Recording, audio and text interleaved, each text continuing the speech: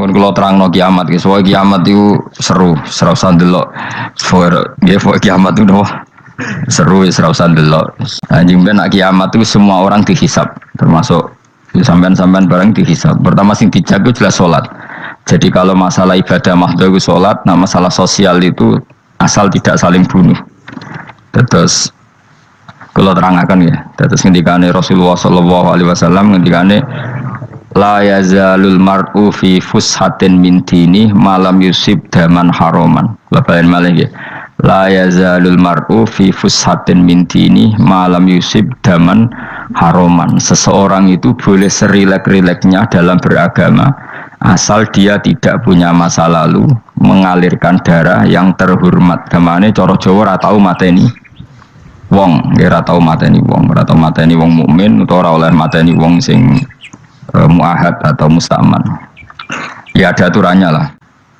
Jadi kalau sampean urip ra tau mateni wong iku wis cara beragama iku rileks karena fifus satin mintin. Nah tentu mateni itu ada banyak sebab, diantaranya fatwa yang ekstrim. Sehingga ulama dulu itu senang guyon sampai keterusan saiki. Jadi kabeh wong alim khase sering guyon karena memang menghindari omongan penting. Kenapa? Karena sekali omongan penting ini kadang yu'addi ilal fatwa kita kotul. Takutnya fatwa itu ekstrim, kemudian saling apa? Saling bunuh. Sehingga masyhur itu ada pepatah bahwa statement ulama atau kolamul ulama, penanya ulama itu ahaddu minas sayf, lebih tajam ketimbang apa? Pedang, karena bisa menimbulkan macam-macam. Sehingga dulu banyak ulama kalau bab jinayat itu sudah tidak mau baca bab jinayat. Jinayat itu karena ya takutnya fatwanya itu ekstrim. Ada beda zaman Nabi itu kan enak ya. Sing Kanjeng Nabi mesti bener ya. Musuhnya Abu Jahal CS mesti salah ya. Tukaran saiki wis gak seru. Tukaran mbek kowe repot. Masih aku musuh sampean ini soalnya bener sampean. Wong ora tau urip ora tau seneng mbok musuhi piye ngono dadi. Ya misalnya kiai itu kan mbek santri, wong mesti kan normalnya bela kiai ini, mergo luwih alim luwih bener. Tapi kan cara pandang, lah iya sing bener kok mau ngalah kan. Iso wae sing disalahno pangeran iku sing saiki wong tuwa tukaran mbek anak, kira-kira wong nyalahno sapa? Cara kowe dadi hakim. Wong tuwa kok wani anak, kualat ngono ya lucu. Dene kan anak kok wani wong. Tapi wong tuwa kok wani anak, wong tuwa model opo? Terus anak wani wong tuwa ya anak model opo? Ya model milenial model-model. Tapi potensinya itu sama-sama salah. Sehingga ulama itu mulai dulu itu menghindari, ngendikan penting itu menghindari. Karena ya tadi takut fatwa itu. Saya ulang lagi ya. Jadi seseorang itu selonggar-longgarnya dalam beragama asal tidak pernah membunuh. Terus kalau masalah ibadah itu Allah ngambilnya sholat. Awwaluma yuhasabu bil mar'un apa? As-sholat. Pertama yang dihisab itu sholat. Jika sholatnya lolos, maka hisab yang lainnya apa? Ringan. Terus ada hisab-hisab yang ini kula waca mungkin sampean iso ngantisipasi hisab. Nah, jadi la tazulu qadama Adam atau qadama ibni Adam yaumal qiyamah hatta yus'ala an arba'in. Pertama ditanyakan dari sifat mudanya, dihabiskan untuk apa, umurnya untuk apa, hartanya dari mana, setelah mendapat untuk apa. Terus wa an ilmihi madza amila bihi, terakhir setelah mendapat ilmu itu apa yang dia perbuat. Mana ada orang tua ilmu itu tidak ditakoki oleh pangeran ngerti apa takoki. Ilmu bisa nglakoni, mboten gadah ilmu ya Gusti. Terus serepet sampeyan. Dunya mboten gadah dunya. Lha apa ning dunya nggih ngentosi mati sing mon-mon niku aman apa? Sebab itu orang fakir itu masuk surga lebih cepat timbang orang kaya kacek pinten 500 tahun ketakoki. Dia apa mboten gadah napa-napa. Iso ngaji mboten. Jadi gak perlu pertanggungjawaban mereka. Nah, sementing kalau terang ngeten ya, ini penting rungokno. Mahsyar itu maknane iku nggon giringan. Terus kiai kuno maknane bayangno nggon mahsyar itu maknane tempat dihalonya semua manusia. Terus mauqif itu tempat diberhentikan, apa tempat diberhentikan. Terus di situ Anda innahum mas'ulun, mereka semuanya ditanya, dihisab. Semuanya dihisab. Terus ngendikane Kanjeng Nabi, hasibu anfusakum qabla an tuhasabu. Menghisablah diri kamu sekarang sebelum kalian semua dihisab. Sehingga potensi kita ini umat Islam utamanya sing tahu ngaji-ngaji ini, sampean semua dihisab ini kemungkinannya kecil. Karena ketika kowe ning donya sampean sedanteni kan biasa wis donga robbana zulamna sana. Jadi ya Allah, saya ini benar-benar mendolimi diri kita sendiri. Karena tujuannya hisab itu taubeh. Taubeh itu mempermalukan mereka di depan umum. Seorang lagi ya. Jadi semua hisab itu taubihan, mempermalukan mereka di depan umum bahwa mereka orang yang buruk. Sementara kamu di dunia sudah sering ngaku orang buruk. Selain ya wis roh ngakeh maksud ini kan. Jadi kayak ngakuin apa Rabbana zalamna anfusana. Sehingga ngendikane Kanjeng Nabi sebuti hasibu anfusakum qabla antu hasabu, menghisaplah diri kamu sendiri sebelum nanti kamu benar-benar dihisap. Sehingga umatnya Rasulullah itu kemungkinan kena hisap itu kecil sekali karena tadi sudah terbiasa menghisap dirinya sendiri. Apalagi kita, kata Rasulullah, saya dikasih hadiah yang para nabi sebelum saya enggak dikasih hadiah itu. Apa itu? 5 hal itu. Di antaranya apa? Kata Rasulullah, wa utitu khawatima suratil Baqarah. Saya dikasih terakhirnya surat Baqarah. Di surat Baqarah itu umatnya Nabi dapat bonus dan ini luar biasa, yaitu ayat Rabbana la tu'akhidna in nasina wa akhtana. Ya Allah, jangan hisab kami, jangan beri sanksi kami, jangan azab kami kalau suatu saat kita lupa atau salah. ASP nak kue urung salah padahal mesti salah. Rai-rai ini gak mesti salah. Wes gawe perjanjian mbek pangeran Gusti. Dalam perjanjian dong, ya apa? Setiap saat saya salah langsung sepuro. Mohon buatan usah istighfar malih, mohon ini, mohon ini. Deal, soalnya deal ini. Nah itu ketika Kanjeng Nabi senyum-senyum senengnya rakaruan. Dan setiap itu dibaca oleh umatku, Allah sudah jawab qala na'am. Jadi Rabbana la tu'akhifna in nasina aw akhtana. Terus qala Allah menjawab na'am. Terus Rabbana wala tahmil alaina isron kama hamaltahu alal ladzina min qablina. Nabi Muhammad jawab, Allah menjawab na'am. Sampai terakhir wa'fu anna, Allah jawab na'am. Kemudian para kiai itu punya kiat supaya umatnya itu hafal itu. Terus jadi bahan tahlil itu masalah ya. Faminhum ya faminhum. Sing tahlil ya ora paham, sing kritik ya ora paham. Alhamdulillah itu mesti padha-padha ra kena hisab. Mergo padha-padha ora napa? Paham. Jadi ora ono barokah kaya goblok wis barokah tenan. Mergo sing lakoni yo ora paham, sing kritik ora paham. Jadi kalimat yang di akhir surat Baqarah itu adalah termasuk hadiahnya Rasulullah yang tidak diberikan pada Nabi sebelumnya. Ini napa jenenge? Utitu khawatima suratil Baqarah. Saya dikasih akhir surat Baqarah. Gini ku setiap doanya umat Nabi Allah jawab napa? Naam. Jadi ya Allah, la tu'akhidna, jangan kasih sanksi kita innasina au akhtona. Allah jawab naam. Itu satu. Terus kedua, umatnya Nabi itu kalau dosa itu tidak perlu prosedurnya harus istighfar. Banyak amalan yang menjadikan diampuni. Misalnya kafaratul majlis itu lafadznya agak istighfar. Subhanakallahumma bihamdik misalnya. Dan banyak imatatul adza anit thariq. Misalnya Nabi pernah cerita ada seseorang yang nakal, kemudian gara-gara menyingkirkan duri di jalan yang ganggu orang lewat, kemudian Allah memaafkan. Ada yang dimaafkan karena ngombeni anjing, macam-macam. Kemudian ngombeni santri, macam-macam. Sehingga potensi kita dimaafkan itu tinggi sekali karena ada sekian amal yang itu menjadi sebab ridhanya Allah Ta'ala. Malah kalau dalam dunia wali itu ada seorang wali mau ngarang kitab, kemudian tintanya itu diminum lalat, dia membiarkan tinta itu sampai lalatnya sampai kenyang.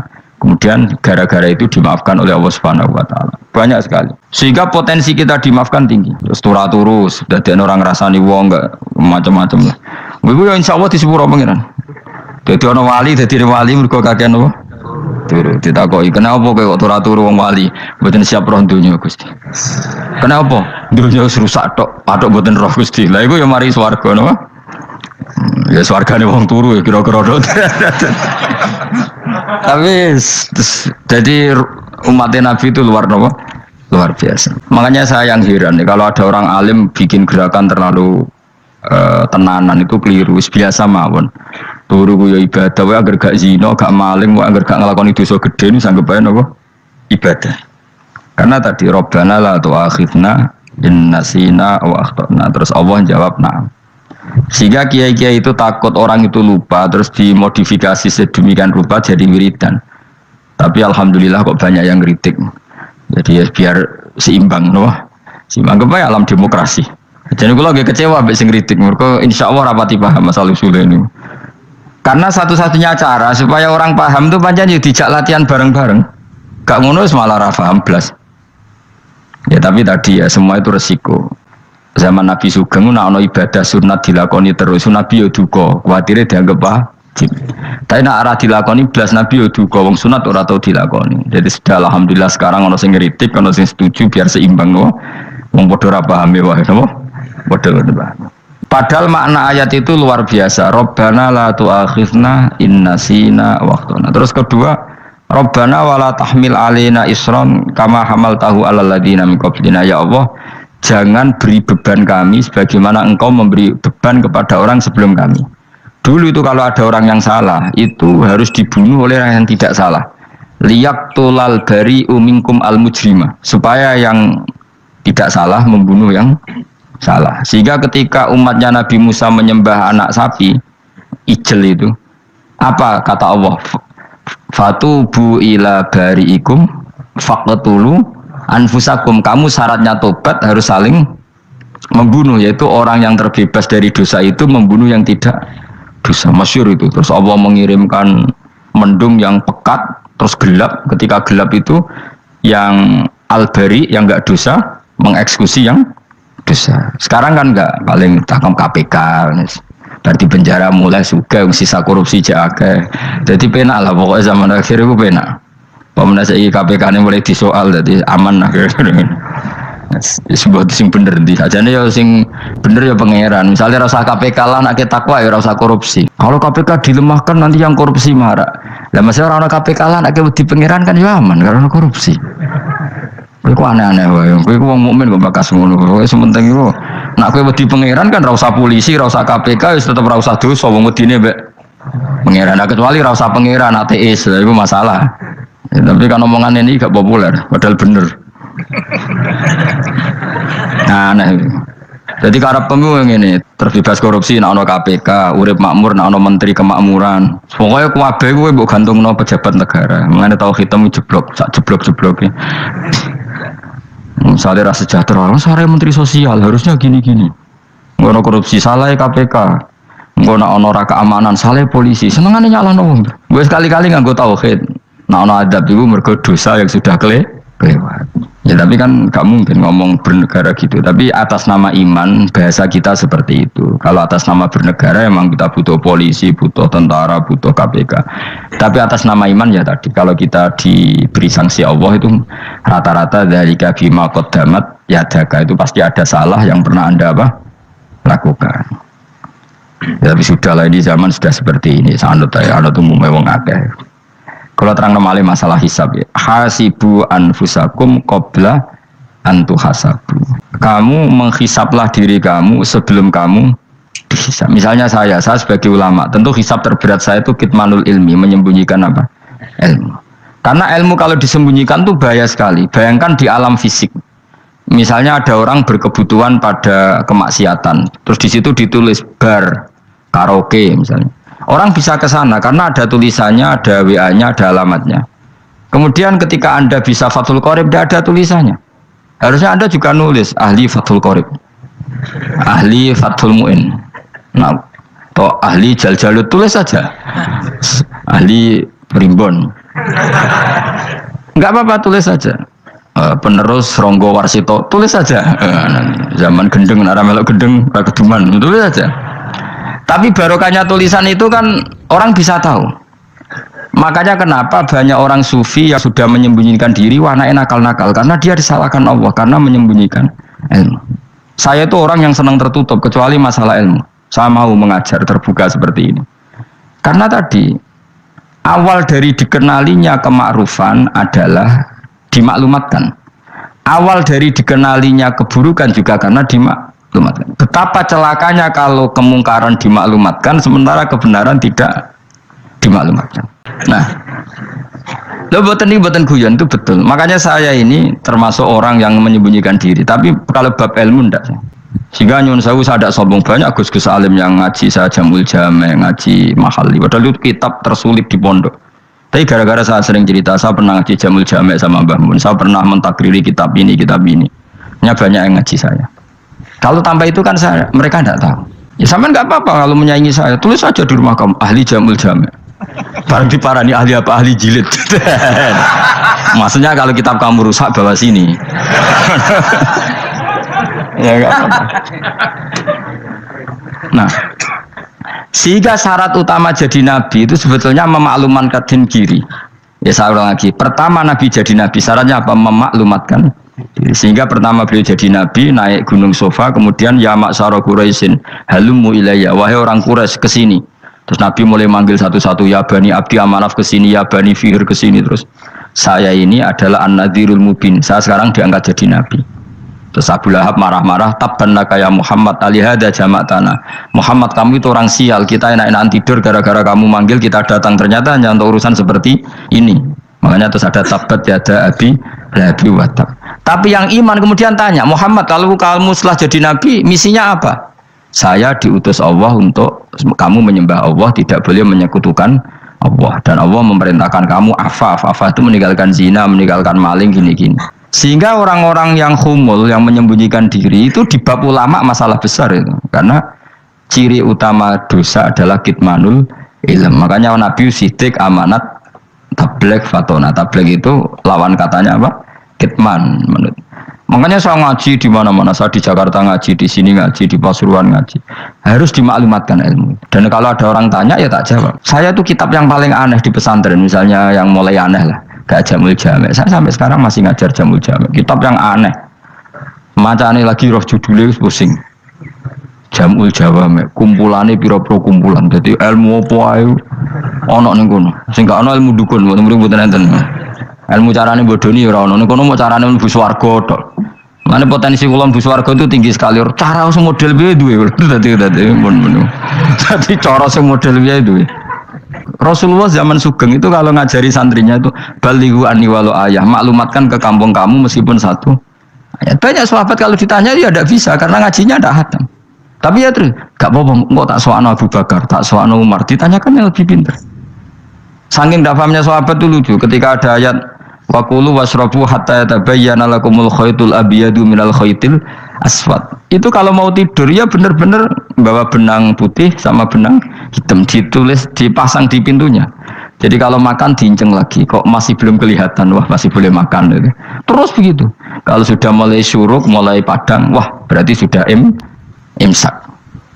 Jadi karena makanlah dan minumlah sampai benang hitam terbedakan dari benang putih. Artinya kalau malam kan dulu kan nggak ada listrik, nggak ada lampu, berarti kalau benar-benar masih malam nggak terlihat, berarti masih boleh makan. Nanti terus dilihat gitu. Terus, ya sudah wakafnya di situ. Hatta yatabayyana lakumul khaytul abyadu minal khaytil aswad, wakaf dulu.